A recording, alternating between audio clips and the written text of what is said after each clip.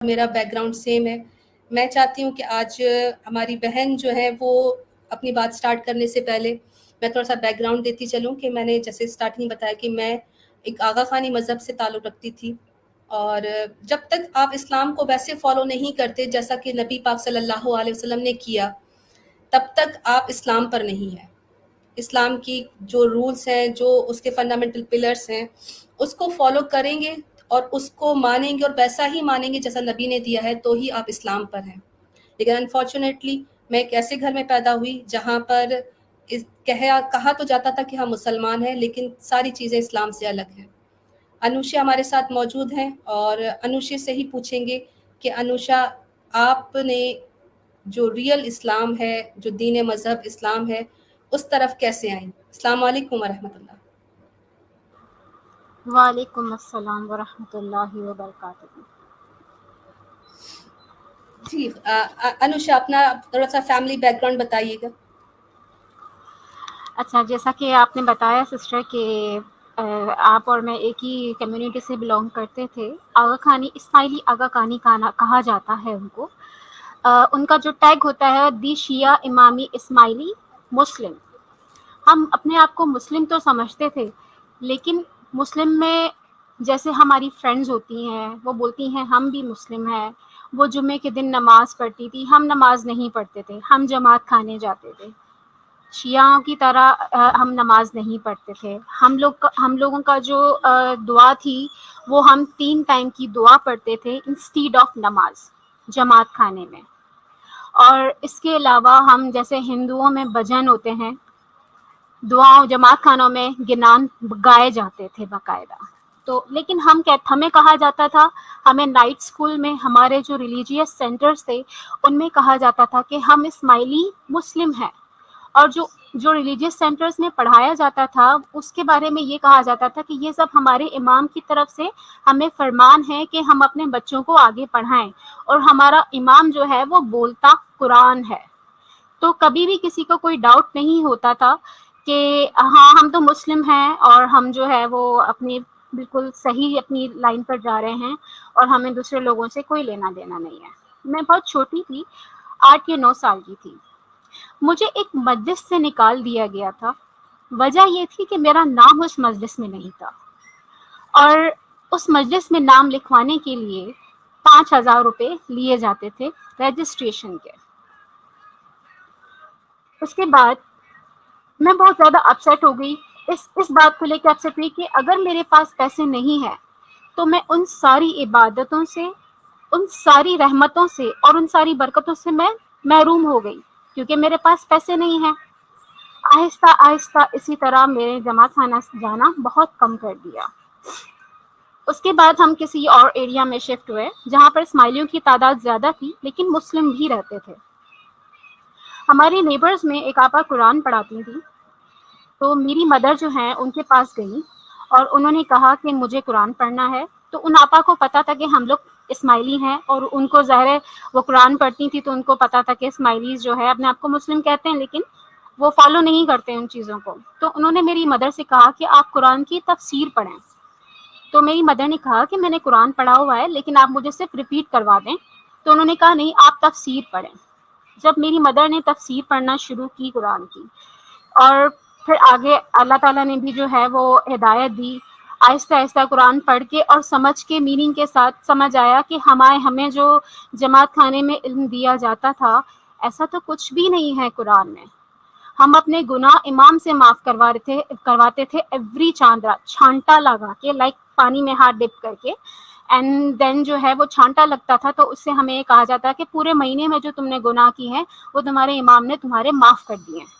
ایسا کچھ قرآن میں نظر نہیں آیا. نہ قرآن میں یہ لکھا تھا کہ اللہ کے علاوہ آپ کسی اور سے دعا مانگو. تو اس طرح جو ہے میری سسٹرز نے اور ہم لوگوں نے اسلام قبول کیا. لیکن کہانی ابھی یہاں ختم نہیں ہوئی تھی. میری شادی ایک آغا خانی لڑکے سے ہوئی، کیونکہ میرے بھائیوں نے اسلام قبول نہیں کیا تھا. ان لوگوں نے ریجیکٹ کیا کہ نہیں، ہم جو ہے وہ اسلام قبول نہیں کریں گے، لائک ہم جماعت خانے جائیں گے اور ہمارا امام چلتا اور بولتا قرآن ہے، نعوذ باللہ، اور ہم اسی کو فالو کریں گے. تو ان کے تھرو جو ہے میری شادی آغا خانی لڑکے سے ہو گئی. پوری فیملی بالکل جسے کہا جاتا ہے کٹر اسماعیلی، اور وہ اپنے آپ کو مسلمان تو کہتے تھے، لیکن ان کا قرآن جو رکھا ہوا ہوتا تھا وہ بالکل دروازے کے اوپر 3-4 کپڑوں میں پیک ہو کے، جہاں پر ہمارا ہاتھ بھی نہ جا سکے، اور پورے کم گھر میں اس امام کی تصویریں لگی ہوا کرتی تھی. جس مانگنا ہوتا تھا جماعت خانے جائے یا نہ جائے، اس امام کے آگے ہاتھ پھیلا کے وہ دعا مانگتے تھے، اس امام سے جو ہے وہ رزق مانگتے تھے، اسی امام سے ساری چیزیں مانگتے تھے.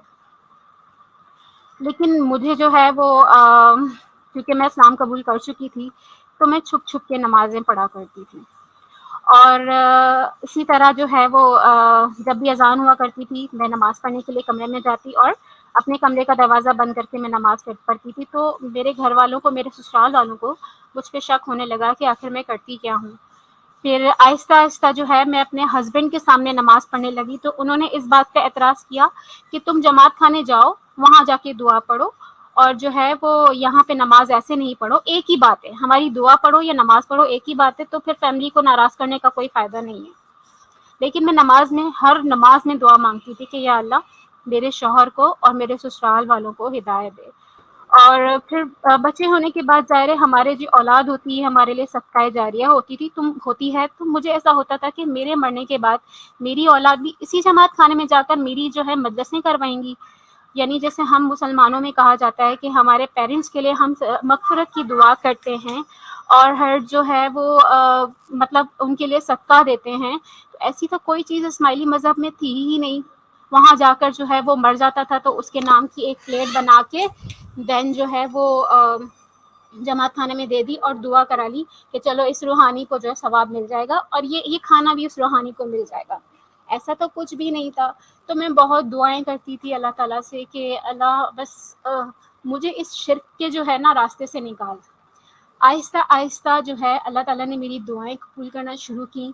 میرے شوہر کو میں نے سمجھائی کچھ چیزیں جو قرآن والی آپا نے تفسیر میں پڑھائی تھی، کچھ چیزیں انہوں نے بتائیں کہ لائک جو سورہ فاتحہ میں ایاک نعبد و ایاک نستعین، کہ اللہ ہم تیری ہی عبادت کرتے ہیں اور تجھی سے مدد مانگتے ہیں. تو پھر اگر ہم تیری ہی عبادت کرتے ہیں اور تجھی سے ہی مدد مانگتے ہیں تو پھر یہ حاضر امام کہاں سے آ گیا بیچ میں. اللہ تعالیٰ نے بہت کرم کیا.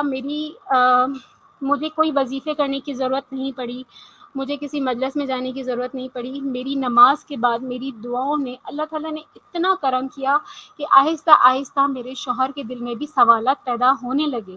اور جب انہوں نے مکھی سے اور جو اسماعیلی مشنریز ہوتے ہیں ان سے سوالات کیے تو ان کے سوالات کے جوابات نہیں تھے ان کے پاس. پھر ان کے مسلم فرینڈس تھے، ان سے رابطہ کیا، پھر انہوں نے سمجھایا، کچھ میں نے سمجھایا. اس کے بعد الحمدللہ میرے شوہر نے بھی اسلام قبول کر لیا، اور اب الحمدللہ میرے شوہر اور میرے بچے بالکل اسلام میں ہیں، جماعت خانے نہیں جاتے، اور الحمدللہ نماز پڑھتے ہیں، قرآن پڑھتے ہیں. جو دین اللہ تعالیٰ نے دیا ہے، اللہ تعالیٰ نے بہت کرم نوازش کی کہ ہمیں اس قابل سمجھا کہ ہم جو ہے اس کے دین میں آئیں. اور ابھی بھی میری جو ان-لاز ہیں وہ جماعت خانے جاتے ہیں، ان کے لیے ابھی بھی یہ دعا ہے. آپ لوگوں سے بھی جو ہے وہ گزارش ہے کہ آپ بھی دعا کیجیے کہ وہ بھی اسلام قبول کر لیں. آمین سم آمین. میں نے پہلے بھی انوشا کی یہ سٹوری سنی ہے اور میرے بعد ہر بار ایک ہی میرا کامنٹ ہوتا ہے، اور مجھے اس چیز کا جو ہے نا وہ فخر ہوتا ہے کہ لوگ کہتے ہیں نا کہ ہر کامیاب بیوی آدمی کے پیچھے ایک بیوی ہوتی ہے، ایک اچھی نسل کے پیچھے ایک ماں ہوتی ہے. یہ انوشا وہ مثال ہے کہ جس نے اپنے شوہر کو دوزخ کی آگ سے بچایا، اس نے اپنے بچوں کو مسلمان بنایا. ابھی بھی وہ اپنے بچوں کو جس طرح قرآن پڑھاتی ہے. اور میں ایک مثال دوں کہ ابھی 2 دن پہلے جب میں اس کے ساتھ بات کر رہی تھی تو اچانک سے اس کا سب سے چھوٹا والا بیٹا گھر میں اتنی اونچی اذان دے رہا تھا کہ میں کہتی ہوں کہ کبھی ہم لوگ جماعت خانوں میں بیٹھ کے امام کو پکارتے تھے، آج اسی گھر کی خاتون کے گھر میں ان کے بچے جو ہیں وہ اللہ کو پکار رہے ہیں اور کہتے ہیں حی علی الصلاح حی علی الفلاح، آ جاؤ نماز کی طرف. جو اسماعیلی منع کرتے کہ نماز نہیں ہے، روزہ نہیں ہے، حج نہیں ہے، آج اس گھر میں سے اس بچوں کے منہ سے اللہ گواہی دلا رہا ہے اپنی کہ آ جاؤ فلاح کی طرف، آ جاؤ صلاح کی طرف. یہ معجزے نہیں تو کیا ہے. میں اپنی اگر بات کروں تو میں اپنی پوری سٹوری تو بیان نہیں کروں گی، لیکن میں صرف اتنا کہوں گی کہ جس طرح ایک بیوی نے اپنے شوہر کو دوزخ کی آگ سے بچایا، اپنے بچوں کو دوزخ کی آگ سے بچایا. آج وہ میرے ساتھ بیٹھ کے تقریباً ہم لوگ 1.5 سال سے اسی تبلیغ کے کام کے ساتھ جڑے ہوئے ہیں. انوشا میرے ساتھ ہوتی ہے. اور اب یہ خاتون جس نے اپنے گھر کو بچایا، آج وہ تمام اسرائیلیوں کی رہنمائی کرنے کے لیے اس پلیٹ فارم پہ میرے ساتھ موجود ہے. جذبہ دیکھیں، کافی تھا نا اس کے لیے کہ اس کا گھر محفوظ ہو گیا، خود اچھی مسلمان بن گئی، نماز روزے پڑھ لیتی، بس اتنا ہی ہونا تھا نا.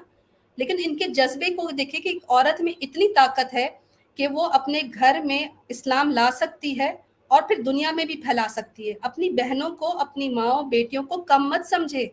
یہ نسلیں تبدیل کر دیں گی، ان کی تربیت کر کے ان کو صحیح دین پہ لے آئیں گی، ان کو بچا لیں گی. اس چیز کو کم مت سمجھیں. میں اگر اپنا واقعہ بیان کروں تو مجھے بچانے والی بھی ایک لڑکی ہی تھی. اگر وہ لڑکی مجھے تبلیغ نہ کرتی، وہ لڑکی میرے دل میں سوال نہ ڈالتی، مجھے قرآن کی طرف نہ بلاتی، تو آج علینا آپ کے سامنے بیٹھ کے اسماعیلیوں پہ بات نہیں کر رہی ہوتی. آج علینا آپ کے ساتھ بیٹھ کے ایکس مسلمز پر بات نہیں کر رہی ہوتی، فیمنزم پہ بات نہیں کر رہی ہوتی، جتنے بھی ازمز ہیں اس کے خلاف علینا نہیں ہوتی. آج علینا ہے تو وہ اس بہن کی وجہ سے. اب آپ سوچیں کہ اس کا صرف وہ ایک جملہ کہ علینا تم کیا اسلام کو فالو کرتی ہو، اس کا وہ جملہ اور اس کی وہ جو بحث تھی میرے ساتھ، اس نے کتنی نسلیں بچا لی. آج علینا کا اپنا گھر سیف ہے. آج علینا باقی لوگوں کو بھی سمجھا رہی ہے. انوشا اس چیز کی گواہ ہے. ہمارے نیچے بھائی فاروق اسماعیل بھائی ہمارے موجود ہیں، ان کو پتہ ہے کتنے لوگوں نے لائیو کلمہ پڑھا ہے، کتنے لوگ اسلام قبول کر رہے ہیں. تو بہنوں کو انڈر ایسٹیمیٹ مت کیجیے. ہماری بہن نے انوشا، آپ کیا کہنا چاہتی ہیں؟ کیا پیغام دیں گی آپ تمام لسنرز کو؟ اچھا، میں یہ کہنا چاہوں گی کہ جو بھی بہنیں ابھی بھی سوچ رہی ہیں کہ ہمیں بھی اسلام قبول کرنا چاہیے، لیکن وہ اپنی کمیونٹی، اپنے معاشرے کی وجہ سے جو ہے وہ ڈر رہی ہیں اور وہ کنفیوز ہیں کہ ہمارے خاندان ہم سے الگ نہ ہو جائیں، ہمارے پیارے ہم سے الگ نہ ہو جائیں. تو اگر میری بہنیں، آپ سے ایک سوال ہے، اگر آپ رات کو سو جائیں اور صبح آپ کی آنکھ قبر میں کھلے تو آپ اللہ تعالیٰ سے کیا کہیں گی؟ کہ میں نے اسلام اس لیے نہیں قبول کیا، اس ڈر کی وجہ سے نہیں قبول کیا کہ میرے گھر والے کیا کہیں گے، یا میرے معاشرے والے کیا کہیں گے، یا میری کمیونٹی کیا کہے گی. وہ لوگ جن کی ہم پرواہ کرتے ہیں، وہ 3 دن کے بعد بھی بھول جائیں گے کہ یہ بندہ تھا بھی یا نہیں. اپنے بارے میں قبر میں ہم صرف اپنے اعمال لے کر جائیں گے. اپنے بارے میں سوچیں، اور جو ہے اگر آپ اسلام قبول کرنا چاہتی ہیں تو 1 منٹ بھی نہ لگائیں پلیز. یہ میری جو ہے وہ التجا ہے کہ اگر آپ کو لگتا ہے کہ اسلام ہی وہ مذہب ہے جو اللہ تعالیٰ نے جو ہے وہ بنایا ہے اور یہ حق ہے، تو پلیز آپ سوچیں نہیں کہ یہ لوگ کیا کہیں گے، قبول کر لیں اس کو. ماشاء اللہ، I am proud of you. مجھے خوشی ہوئی ہے تمہارا یہ پیغام سن کے، اور ریئلی اتنی ڈیپ بات، اور یہ جو جس طرح تم نے پورٹری کیا انوشے، الحمدللہ یہی اصل پیغام ہے. یہی بات ہے کہ اگر آپ ریئلائز کر چکے ہیں کہ اسلام از دی اونلی دین، اور آپ کو لگتا ہے تو کسی بھی خوف سے مت ڈریں. اگر تو ہمت کرتے ہیں تو بالکل اعلان اسلام ایکسیپٹ کر لیجئے، اور اگر لگتا ہے کہ نہیں ابھی اتنی ہمت نہیں آئی کہ مقابلہ کر سکیں، تو کم سے کم کلمہ شہادت پڑھ کے اپنے دل کو جو ہے وہ کفر اور شرک سے پاک کر لیجئے.